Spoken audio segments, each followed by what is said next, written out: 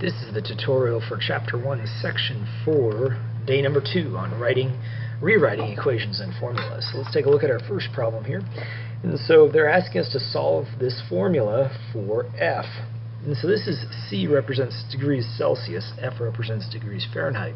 So to solve this, I have to undo this equation. To isolate F, the first thing I'm going to do is get rid of that 5/9. And I'm going to multiply by 9/5, the reciprocal. But what I do to one side, I have to do the same thing to the other side. So I'll rewrite the 9/5 C, and now it equals F minus 32. No reason for the parentheses because we got rid of the part that was needing those parentheses to be there, which was the multiplication. So now all I have to do is add 32 to both sides. So this is our formula. 9/5 C plus 32 equals F, which is degrees Fahrenheit. So we have two different equations here. We've got the formula for Celsius, and we've got a formula for Fahrenheit. And we're going to use those to be able to solve this next problem. It says room temperature is considered 70 degrees Fahrenheit. Suppose the room temperature is 23 degrees Celsius. Is this greater or less than the room temperature? So what we want to do is substitute this 23 degrees in place of C. So I'm going to go ahead and find out how many degrees Fahrenheit it is. So 9/5 times by 23 and plus 32.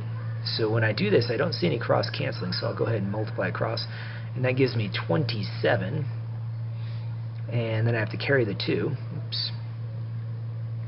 And then I'll go ahead, let's get this back up here. There we go. So I'll go ahead and carry the 2. Now let's rewrite this formula. I have to delete some parts, so let's go ahead and get this back to where it was. This was a 32. So I went ahead and multiplied. I got 27. There we go. And 9 times 2 is 18, plus 2 gives me 20 over 5. And so I'm adding 32 to that. So when I go ahead and do this division, see 5 does go into 20. It goes in there 4 times, but it doesn't go into 7 evenly. What that makes is 5 goes into 7 just 1 time with 2 left over. So 41 and 2/5 is what I end up getting there, plus 32. And that gives me a temperature that's a little bit more. So it gives me 73 and 2/5. So I can see that 23 degrees Fahrenheit is greater than 70 degrees Fahrenheit. So that's what I'll say. 23 degrees Celsius is greater than 70 degrees Fahrenheit.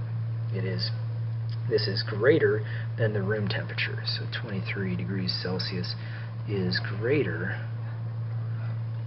than room temperature.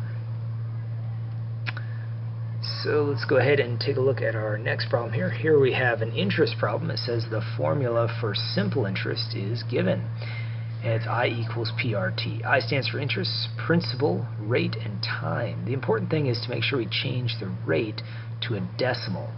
And we should always have time in years. So those are the key parts to this. And so what we're going to end up doing is first solving for t.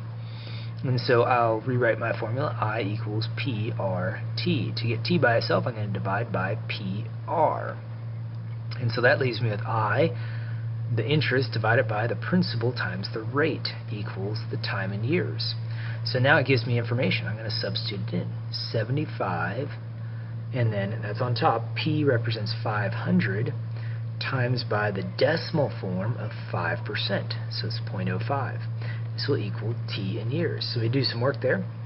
And 5 times 5 makes 25. And then I have to move the decimal back 2 spaces. So 2500, move it back 2 spaces, brings it right there. So it's really just 75 divided by 25, which makes 3. So 3 years is our answer. So that is the missing number that goes right here, 3 years. We've got our formula here for part A, and those are the types of problems you're going to see on the homework. Good luck.